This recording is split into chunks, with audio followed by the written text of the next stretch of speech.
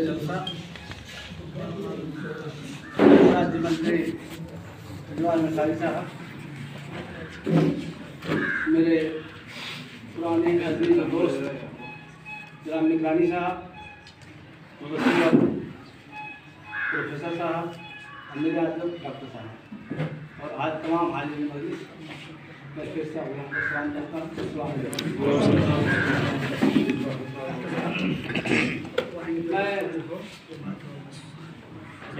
आप लोगों के सामने है ना सब बड़ा कुछ जाने के लिए हुआ अफसोस है, हमारी सारी बातें अमीर आजम जी और प्रोफेसर साहब जैसा आपको है बात में बोलने वाले को कुछ नहीं मिलता। मेरी भाई वो इसी हालत मेरे मोबाइल नंबर के साथ है। मैं आपको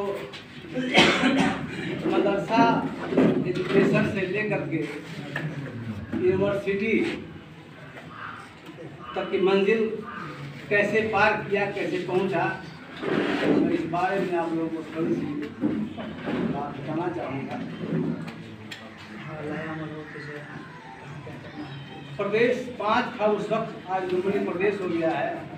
वहाँ एक मीटिंग हुई वर्मा की, तो सारे वर्मा ने आपस में लड़ना भिड़ना शुरू कर दिया।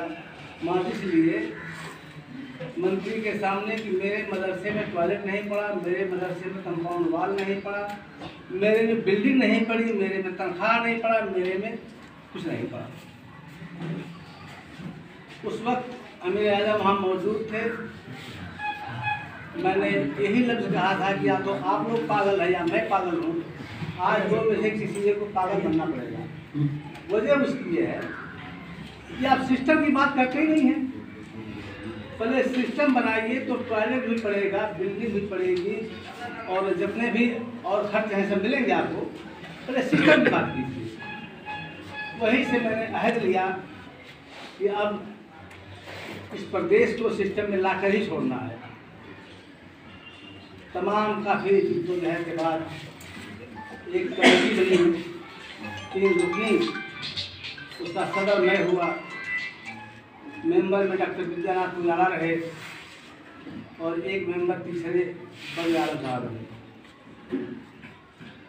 हम लोगों ने बगैर किसी मेहनताना के, बगैर किसी तनख्वाह के 6 महीने काम किया। उसके बाद एक शिक्षा नियमावली, आईन नियमावली, प्रदेश नियमावली, पालिका नियमावली तैयार किया और प्रदेश सरकार को बुझाया गया। और वो नियमावली में उसी दिन ला करके आपके प्रदेश में भी पहुंचाया। लंबी चौड़ी बात हुई, उन्होंने वादा नहीं किया कि मैं आगे बढ़ाऊँगा। जहाँ की नहीं कर सके वहाँ पर हम लोगों ने करीब प्रदेश के मदरसा एजुकेशन को सिस्टम में पहुँचा दिया है।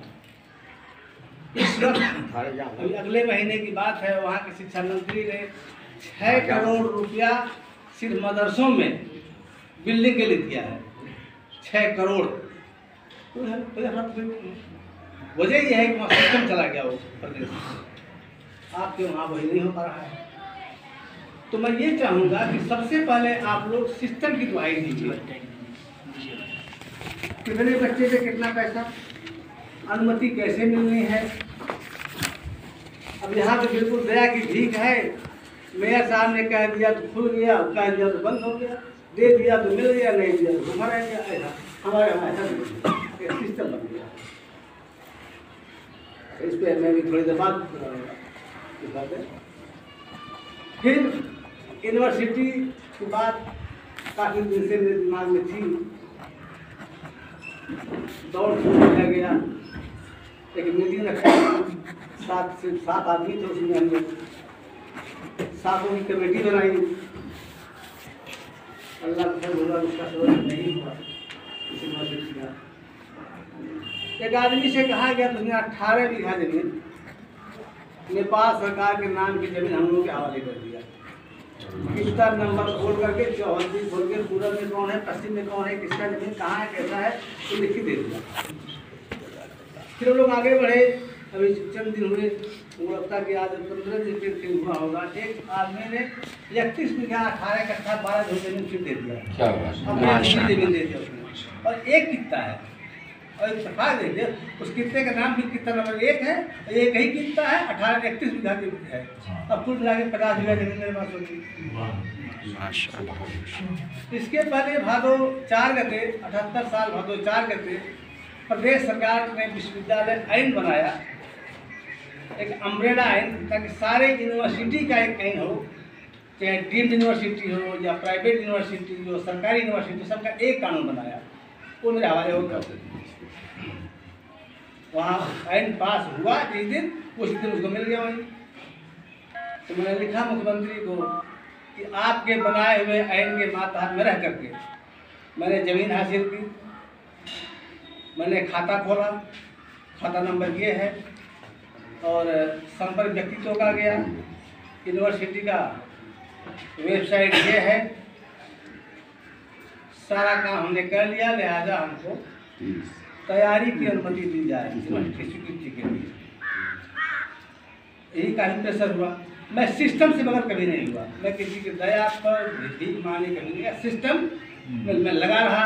हाँ, आप तक मेरी पहुंच नहीं थी तो आपको सिस्टम में लाने के लिए मैंने मंत्री जी से करवाया, भेजना कहिए उनसे, भेजना कहिए उनसे, मैंने प्रेशराइज होते रहे आप, और सिस्टम में आप आए मेरे सिस्टम में। परसों जुमा के दिन रात 8 बजे तक चली कैबिनेट, उस कैबिनेट ने विश्वविद्यालय का नियमावली पारित कर दिया। तो यही बात मैं आप लोगों से कहना चाहूँगी, थोड़ा सिस्टम पे आप लोग आइए। इसी सिस्टम को बहाल करने के लिए यहीं पर हम लोगों ने नेपाल में ही राष्ट्रीय उलमा काउंसिल बनाया, ताकि सारे उलमा लोग मुनज्जम हो सकें, उनकी एक आवाज़ हो, एक मिशन हो, एक काम हो, और वो नेपाल के सिस्टम के बारे में कुछ जाने। आप 5 बात कहिए तो 4 बात वो इंडिया करते हैं लोग। उसकी वजह यह है कि नेपाल के सिस्टम से आगाह नहीं है। जितना आसान आपको नेपाल में काम करना है उतना और जगह कहीं नहीं है। बहुत आसान है यहाँ, बशर्ते आप सिस्टम को पकड़ लीजिए। अब आप बताइए, यहीं बगल में आप 12 विषय पढ़ते हैं, 8 विषय पढ़ते हैं, 9 विषय पढ़ते हैं, 13 से 14 से पूर्णांक पढ़ते हैं, लेकिन उसमें मैथ, साइंस, इंग्लिश, हिंदी का कहीं नामो निशान नहीं है। यहाँ 8 विषय पढ़ते हैं, 8 विषय में 4 विषय अरबी, दीनियात, समाजियात, उर्दू, 4 विषय का SLC का इंटर का पेपर आप बनाएंगे, ताकि आप जांचेंगे, नंबर आप देंगे, लिस्ट आप बनाएंगे, और नंबर चढ़ा करके नेपाल गवर्नमेंट अपना छाप लगा करके आपको दे देगी। ये मेरा बच्चा है, मैंने पढ़ाया इसको, हक पढ़ाया। वो नहीं जानता है कि अरबी क्या पढ़ाया, उर्दू में क्या पढ़ाया, समाजियात में क्या पढ़े, नहीं आता है, लेकिन अपना छाप लगाता है और आपके हवाले करता है। आप उसके एक ईमानदार नेपाली नागरिक हो गए। नया आपको इक्विवेलेंसी चाहिए, अब तो ये पढ़े हैं आप। नया आपको मदरसा बोर्ड चाहिए, क्यों चाहिए, क्या जरूरत है? मदरसा बोर्ड का जो पैटर्न देखा गया नेपाल में अभी तक, जिस पार्टी का शिक्षा मंत्री होगा उसी पार्टी का बोर्ड वाला होगा। इस बात की क्या गारंटी है कि कभी वर्मा भी शिक्षा मंत्री होगा? है कोई गारंटी? इसलिए हमारे लिए बेहतर वो सिस्टम है, जिस सिस्टम ने आपने नंबर दिया, आपने पढ़ाया, आपने लिस्ट बनाया, आपने नंबर दिया, और कंप्यूटर पर चढ़ा के आपके मार्कशीट को अपने विषय के साथ 4 का इम्तहान उसने लिया, 4 का इम्तहान आपने लिया, 4 का पेपर उसने बनाया, 4 का आपने बनाया, फिर 8वां को कि ये मेरा विद्यार्थी है, मैंने पढ़ाया, मैंने जांच लिया करके दे दिया, क्या बुरा है? तो नेपाल से पढ़े हुए लोगों के लिए इक्विवेलेंसी की कोई जरूरत नहीं है। आपका स्कूल का मान्यता पाना ही इक्विवेलेंसी है। रही बात बाहर से पढ़ के आए हैं, उसके लिए शर्त है कि 5 विषय का होना जरूरी है मार्कशीट में। मुंशी, मौलवी, आलिम में अगर 5 विषय है तो आपके सर्टिफिकेट मान लिए जाएंगे। बिहार बोर्ड का फौकानियात है और यूपी बोर्ड का आलिम तनख्वाह है। ये यहाँ निशाब बंद। तो अब ये भी अहम बात नहीं है, बस 5 विषय आपका होना चाहिए। 5 विषय क्यों है इसका नेपाल में SLC पढ़ने वाला 8 विषय पढ़ता है, उसके बराबर आपको देना है। आपका 8 विषय नहीं है, 7 विषय नहीं है, 6 विषय, 5 विषय नहीं रहेगा। 8 के बराबर ही जाना है आपको, इसको देश चलाना है। सोचिए तो 8 विषय वाले को के बराबर आपको दे रहा है, आपके पास 5 विषय नहीं है। इसलिए 5 विषय की मार्कशीट अगर है तो आप जाइए इक्विवेलेंसी तैयार है, कुछ नहीं करना है, आधे घंटे में मिल जाएगा। अब अभी एक बड़ा गर्म सवाल आ रहा है, ये आलिमों के तलब तनख्वाह की बात है। नवलपरासी जिले में कुछ लोगों को करार नियुक्ति दी गई है। मंत्री यहाँ मौजूद है, सिस्टम को जानते हैं। करार नियुक्ति 6 महीने की होती है। अभी चुनाव का माहौल है, उसी गांव पालिका का, उसी वार्ड का आदि मौलवी है। अगर नौकरी छुड़ा दिया उसका तो वो कर गया, आज सम्मान लिया। लेकिन ये कोई जरूरी नहीं कि मेयर वही होगा, अगला मेयर दूसरे गांव का, दूसरे गांव का मेयर रखेगा। ये सिस्टम की बात नहीं है, कोई विकास भी नहीं हुआ। ये टेम्परेरी काम चलाऊ है। अब आपको कहना है इक्विवेलेंसी आम मामला नहीं तो कहीं हो जाएगा, लाइसेंस अटका हुआ है। अभी हमारी बात चल रही है हमारे प्रदेश में। अब अगर आचार संहिता की वजह से कुछ नहीं हो सका तो मैं नहीं कह सकता, इंशाल्लाह हो जाएगा। भी 2054 साल में जो लोग शिक्षा में काम किए हैं, जैसे हमारे नूर भाई, 2054 साल में नेपाल सरकार ने जब टीचर लाइसेंस लागू किया तो उसमें काफ़ी हंगामा हुआ था। तो सरकार ने क्या किया, जितने टीचर पढ़ा रहे थे सबके घर में बना के लाइसेंस दे दिया, चलो और 1 साल का टाइम दे दिया। 1 साल के बाद सिलेबस बनाया, इम्तहान दिया, जो पास हुए दे दिया, फिर टाइम बढ़ा दिया। 1 साल 2 साल करते करते 5 साल तक उसी को पढ़ाया, बाद में सबको दे दिया। और नए आने वालों के लिए भी लाइसेंस जल्दी कर दिया। तो हमारी बात चल रही है हमारे प्रदेश के मंत्री से कि जितने वर्मा हैं जो 5 साल पढ़ा चुके हैं किसी मदरसे में, उनकी इक्विवेलेंसी है कि नहीं है। अगर पढ़ाए हैं तो अनुभव के आधार पर आप लाइसेंस दे दीजिए। वो तो मान गए हैं, ठीक है, तो काम कर रहे हैं। अब क्योंकि केंद्र की बात है, देखिए अब यहाँ तीसरा मामला भी है।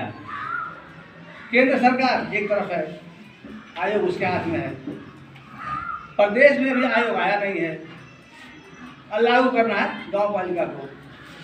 ये थोड़ी दिक्कत हो रही है। तो इंशाल्लाह ये भी अब यूनिवर्सिटी से हमारा सड़क गया, अगर तो ये भी सड़क जाएगा इंशाल्लाह। आप लोग दुआ कीजिए।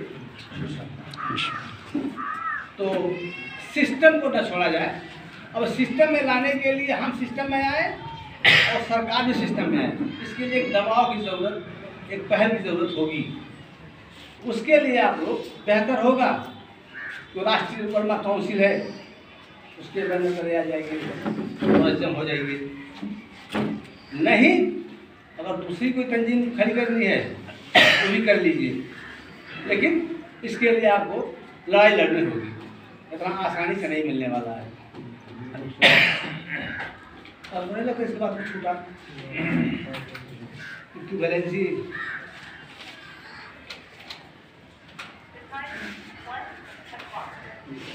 हाँ, तनख्वाह की बात में 2 बातें हैं। यहाँ 2 किस्म के सवालात, 2 किस्म के जवाबात, 2 किस्म के जहन पाए जा रहे हैं। एक जहन ये है कि हमको एडेड कर दिया जाए, दूसरा जहन ये है कि हमको अनुदान दे दिया जाए। अनुदान वाला मामला ये है कि कमेटी के लोग किसी खिलाते, कोई हिसाब किताब नहीं है, खिला सकते हैं। और जब एडेड हो गया तो आपका लाइसेंस का होना और सर्टिफिकेट का मान्यता होना जरूरी है, वरना बेइज्जती हो जाएगा, क्योंकि कानून देखेगा। अभी आपका दोनों नहीं है, तो इस वक्त के लिए एडेड से बेहतर अगर हम अनुदान में जाएं तो ठीक रहेगा। ये हमारे लिए अच्छा भलाई का रास्ता यही है। इस वक्त जब हमारे पास लाइसेंस हो जाए, ठीक है, कोई बात नहीं है। और जब आप एडेड में जाएंगे तो पर एक विद्यार्थी पे कितना पैसा मिलना है वही तो देगा। तो ऐसे मदरसे हैं जहाँ 20 या 25 बच्चे हैं, 15 बच्चे हैं, कुल मदरसों का क्या होगा? वहाँ भी मौलवी साहब हैं, तो नज़दीक वाले मदरसे में वो मर्ज कर दिया जाएगा। एक मदरसा हो गया कम से हिंदी में इस बारे में सोचिए आप लोग कि गेट बेहतर है या नाम बेहतर है।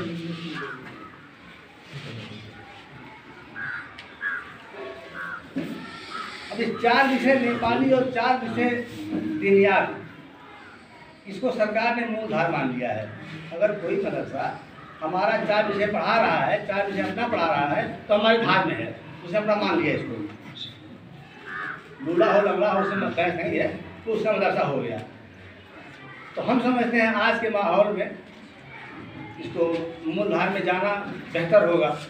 अगर खाली आप दिनियात की पढ़ाई करना चाहते हैं तो शिक्षा आयोग में एक व्यवस्था है गुठी का, गुठियार बन जाइए, सरकार से न लीजिए, खाली दिनियात पढ़ाइए, वो भी चलेगा। ऐसा है।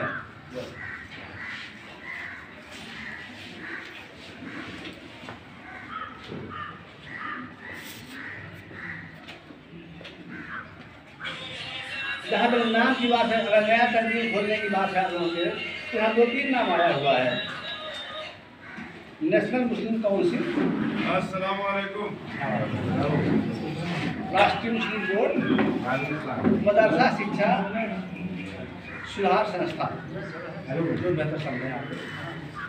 लेकिन ज़्यादा तंजीम खोलने से बेहतर है, ज़्यादा मुनज़्ज़म हो जाए हम लोग। तंजीमें तो बहुत आई, बहुत चली गई, काम से नहीं हुआ। तो यही कह के अगर कोई सवाल है जहन में तो जो पूछना है, जिसको पूछना है पूछे।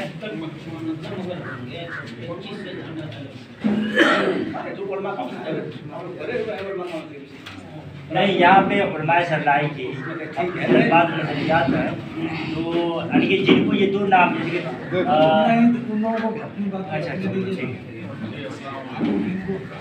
अच्छा जानना चाहता हूँ तो ये है कि इस तरह हम अपने देहातों में या छोटे छोटे शहरों में देखते हैं कि बोर्डिंग स्कूल कॉन्वेंट खोलते हैं किराए के मकान पर और वहाँ उसकी पढ़ाई होती है। तो वहाँ की सर्टिफिकेट को स्कूलों में, सरकारी स्कूलों में या अदरवाइज किसी और जगह मान्यता दी जाती है। तो क्या अमीर आसिम साहब ने जो अपने जो सिस्टम लागू किया, 8 सब्जेक्ट, 4 दिनियात और 4 असलियात, इनका सिस्टम है सरकार का? हाँ, सरकार का सिस्टम जो इनके यहाँ चल रहा है। अगर इस तौर पर हम कहीं बगैर ज़मीन के, मिसाल के तौर पर ये मकान है किसी का, उसको किराया पर ले लिया और वहाँ वो सिस्टम लागू करें और वहाँ बच्चों को पढ़ाए, तो क्या इसकी अनुमति मिल सकती है? क्यों नहीं, कहीं भी आप कर सकते बस मकान वाले का एग्रीमेंट चाहिए। जोर से बोलिए। और किसी को पूछना जी, अगर कोई किराए के मकान में मदरसा खोलना चाहता है, मकान का एग्रीमेंट है, तो अनुमति मिल जाएगी।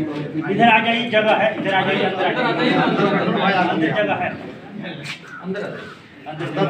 कहना ये है, जैसे गुठी पे हम मदरसा को रखें तो ये धार्मिक स्थल पर है। हाँ, निजी हो गया। ये आप हमको बताइए कि वो इससे कौम को फायदा नहीं रहे, कौम को सिर्फ तालीमी फायदा है, सरकार के यहाँ फायदा है, इससे बेनिफिट है कौम को या मान्यता की बात है। जहाँ तक एक मिनट, हाँ बोलिए आप। गुठी पे जो मदरसा रहेगा या अनगुठी सरकारी लेवल पे, गुठी पे तो उसका मान्यता ही नहीं है, आप अपने तौर पे चला रहे हैं, यही मतलब है कि कुछ और मतलब है, हमको ये समझ। किसी में सार्वजनिक, सामुदायिक और गुठी, जो पीछे गुठी निजी है, 3-4 डॉक्टर परिवार के लोग खोलिए, किसी ट्रस्टी ट्रस्ट खोल लिए, उस ट्रस्ट के तहत आप मदरसा खोलिए। यही आप जो है यूनिवर्सिटी बना रहे हैं, तो या अथवा ये डॉक्टर साहब जो है जो कॉलेज चला रहे हैं या मदरसा चला रहे हैं, ये गुठी पे है कि अनगुठी पे? नहीं, इनका अनगुठी है, सामुदायिक, इनका सामुदायिक है। जैसे ये मदरसा है ना, यहाँ यूनिवर्सिटी गुठी है, गुठी बढ़ जा रही है, उनका समुदाय। हाँ सामुदायिक। नहीं, जैसे ही मदरसा है ना, यहाँ गुठी पे जाने के बाद भी गवर्नमेंट इसको मान्यता देगी? मान्यता देगी, अनुदान नहीं देगी। अनुदान नहीं देगी, उसकी हैसियत तस्लीम कर ली। हाँ हाँ हाँ, ऐसे तस्लीम कर ली जाएगी। अनुदान के लिए समुदाय करना जरूरी है। तो अभी हाजी साहब जो बातें इन्होंने जैसे बताई हैं, आप लोग जो उसमें से 2-3-4 बातें डॉक्टर नोट साहब करने रखे वाले हैं, इस्माइल साहब, सिस्टम हर इस्माइल साहब, मदारिस में, हर जिले में लागू किया जाए। जो समुदाय वाला मदरसा है या अंगूठी वाला मदरसा है, मिसाल के तौर पर, तो उस आधार से गवर्नमेंट उसकी मान्यता देगी 10 की 12 की। तो हमारे यहाँ हमारे जिला में मुतहदिब लोग कम है। बात खूब कर लेंगे स्टेज पे। और जहाँ तक मदरसा जिलानिया की बात मैं कर रहा हूँ, मदरसा जिलानिया यहाँ पे जो बैठे हुए हैं, इनसे पूछे कि ये मदरसा कितने कक्षे तक के मान्यता प्राप्त है, ये क्यों इतने पीछे है, कितने साल से चल रहा है, क्यों ना हम प्रयास में गए, प्रक्रिया लेकर गए शिक्षा कार्यालय में, अभी तक इसको 10-12 होनी चाहिए। ठीक है, वो तो इस तरह के हमारे उलमा को बेदार करने की जरूरत आपने है। आगे की बात कही, उसके पीछे की बात मैं आपसे पूछूं, ये मदरसा है कि स्कूल है?